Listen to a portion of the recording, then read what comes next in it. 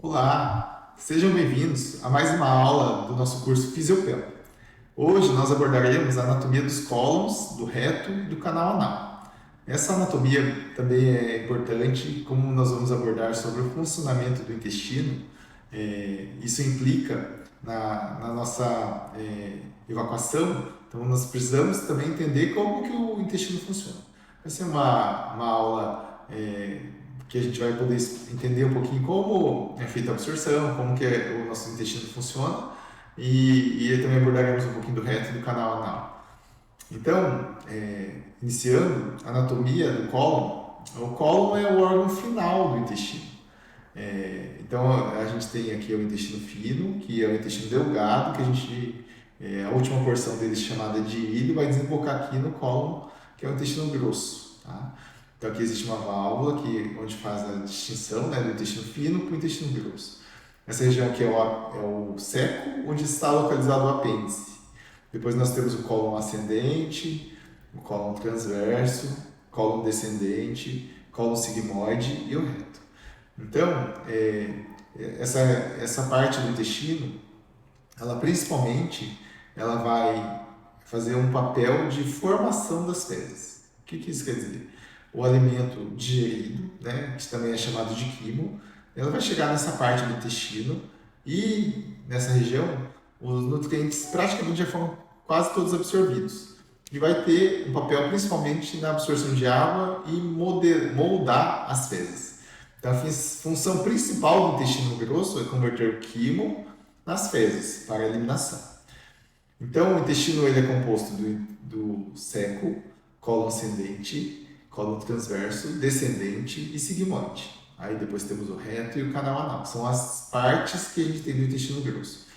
O trânsito do intestino grosso ocorre em média 36 a 48 horas. Foi feito um estudo no qual foi dado um marcador e foi acompanhando quanto tempo que era eliminado esse conteúdo fecal a partir do momento que ele chegava no intestino grosso. E a média foi em torno de 36 a 48 horas.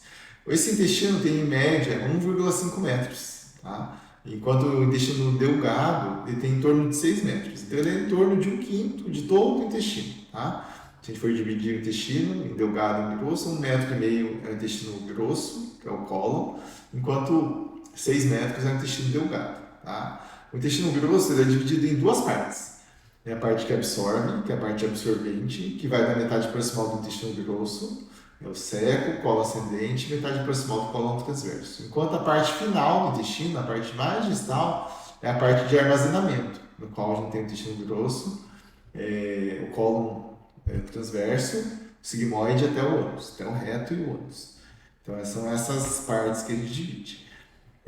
O nosso organismo ele produz em torno de 10 litros de fluidos por dia, sendo 2 litros vindo da dieta e 8 litros de suco digestivo, que inclui a saliva, suco gástrico, bile e suco pancreático. Desses, 8,5 litros são absorvidos no intestino delgado, enquanto 1,5 litros no cólon.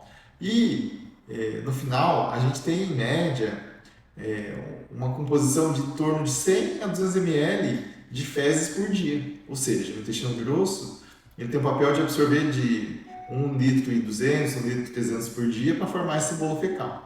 Então essa é a média que o intestino grosso executa. O reto, que é o órgão final ali do intestino, ele tem em média 15 centímetros. Ele vai ser de fundamental importância no armazenamento das fezes. Ele começa ali no colo sigmoide e termina no canal anal, que é na região anal, na parte final. Ele tem uma disposição bastante retilínea, né? Por isso que o nome dele é reto. E ele divide em 3 porções: terço superior, terço médio e terço inferior. Apresenta uma dilatação na porção superior da ampola e no qual ele vai armazenar as fezes. Ele armazena as fezes nessa localização. Então, o reto é a última parte do trato gastrointestinal até o canal anal. Ele também tem mecanorreceptores que detectam a distinção, ou seja, ele vai detectar se está muito cheio, se está distendido, se está cheio de fezes e ainda mais, quando ele desce um pouquinho ali próximo do canal anal, ele tem alguns nervos somatosensoriais que vão transmitir também dor, aquecimento, né, temperatura, e também toques, né? E vamos mandar isso para o sistema nervoso central. Lembra que eu comentei na aula passada que a pele do canal anal, o esfíncter interno, ele tem alguns sensores que eles diferenciam se é gás, líquido ou sólido, né? Então essa parte eles conseguem fazer essa diferenciação para nos avisar. Olha, você precisa ir rápido ao banheiro, você é só gás, pode soltar. Ou é fezes normais, que você pode aguardar ou até um momento mais adequado. Então, só para lembrar, né, a gente comentou na aula passada, a contração do esfíncter anal interno e externo e o bulbo retal, eles vão bloquear a passagem das fezes e a continência vai ser realizada. Quando o bulbo retal relaxa, esse ângulo vai abrir e vai facilitar o movimento de saída das fezes. Tá? Então, esse ângulo ele vai deixar ele mais agudo ou mais retilíneo, facilitando a evacuação. Né? Quando a gente, por exemplo, senta de cócoras, que é uma das formas da gente estimular a pessoa a evacuar, a gente faz esse ângulo ficar mais retilíneo. Isso significa que daí a pessoa tem que fazer menos esforço para evacuar. O canal anal, a gente comentou na aula passada, eu só vou lembrar, porque ele pode ter esse nome diferente e a gente fica confuso. Então, o canal anal é os 2 ou 3 centímetros finais ali do reto, no qual ele vai ser composto ali pelo esfíncter anal interno, esfíncter anal externo e um pouquinho do pulmão retal. Essas fibras são o esfíncter anal interno tem as fibras lisas, circulares e involuntárias. O externo já é fibra muscular estriada, mas voluntária. Então esses músculos que vão regular a defecação e a continência fecal. Então no canal anal que a gente encontra os músculos que vão ser importantes aí para a coordenação da evacuação. Então, o canal anal ele apresenta algumas colunas anais, que são chamadas de pregas, e ele tem algumas depressões ou seios ali na região. Ela é recoberta na parte bem finalzinha por pele, que forma o ânus, né? Que a gente vai ver ali que tem uma camadinha de pele, que é bem nessa parte final aqui. Lembrando que essa parte, essa linha aqui circular, ela é chamada de linha pectínea. Isso é importante porque na parte final aqui existe uma sensibilidade à dor, a desconforto. Então, normalmente aqui, quando ocorrem as fissuras ou hemorroidas aqui na região, o paciente vai ter bastante dor. E por consequência, ele está em contato íntimo com os músculos, normalmente a gente vai ter uma contração. Isso vai ser uma das causas aí da fissura anal, que a gente vai discutir um pouquinho mais para frente, mas é importante a gente saber.